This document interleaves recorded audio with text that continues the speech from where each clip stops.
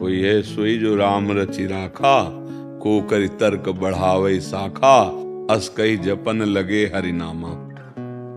राधा राधा राधा। प्रभु का जो विधान है वो होगा। सुनो भरत भावी प्रबल, बिलख कहो मुनिनाथ। मुनिनाथ भगवान वशिष्ठ जी, सर्व सामर्थ्यशाली त्रिकालज्ञ महात्मा, ब्रह्मबोध संपन्न। वो कह रहे सुनो भरत भावी प्रबल, विलख कहो मुनिनाथ। हान लाभ जीवन मरण जस अपजस विधिहान, क्या चिंता करनी। अगर वो समझाने समझते तो नहीं समझे, समय समझा देगा, प्रकृति समझा दिया, अपने को नहीं।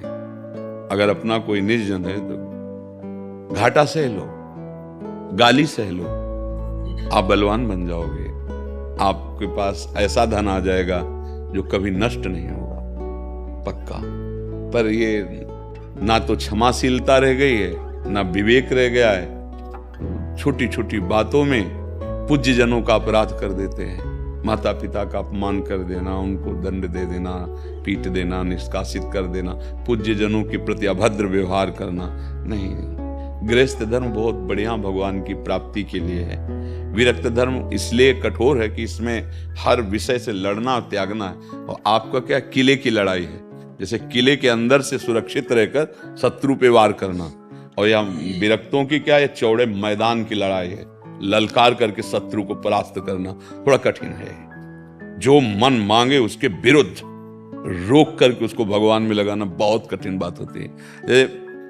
ऐसे करके खाना पीना बात अलग है, लेकिन भगवत प्राप्ति मन को रोक करके और भगवान में लगा। सा वही मन कृष्ण पदारविंद, एक एक वृत्ति।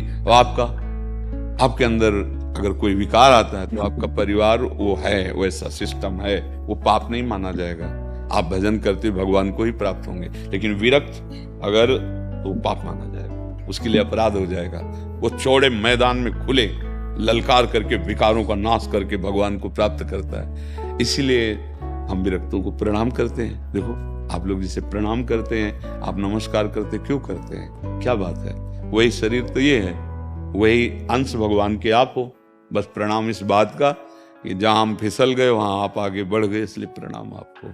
आप भगवान में अपने समस्त सुखों का त्याग करके आंतरिक क्लेश सहते हुए चले तो हे महात्मा, गृहस्थों का गुरु पद ये चौथा आश्रम त्याग आश्रम है। कहीं भी हो चौथे आश्रम को ही गुरु बनाया जाता है कि जो विरक्त भाव से भगवत अनुरागी वो। इसीलिए सब संतों को प्रणाम करते हैं। खास बात है कि जहां लगना चाहिए वहां हम लग नहीं पाए, जहां से हटना चाहिए वहां हट नहीं पाए, जहां से हटना चाहिए वहां लग गए, और जहां से लगना चाहिए वहां से हट गए, और आपने सही किया।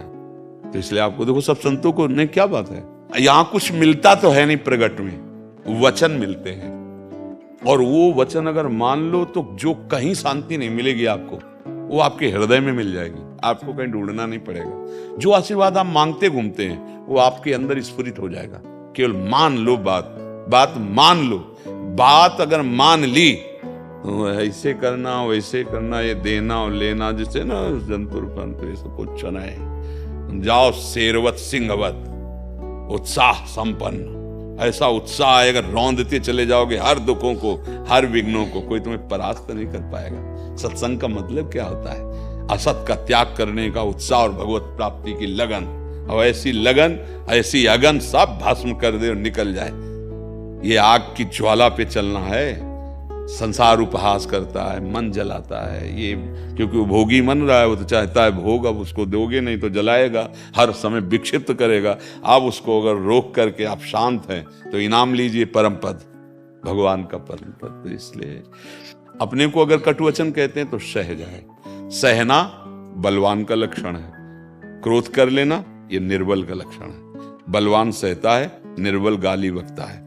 तो ये भगवान का आश्रय लियो, महाबलवान भगवान है, सह जाओ, चुप शांत हो जाओ। शांत होने में भगवान की कृपा मिलेगी, गाली देने में अपराध बन जाएगा, लड़ाई करने में अपराध बन जाएगा।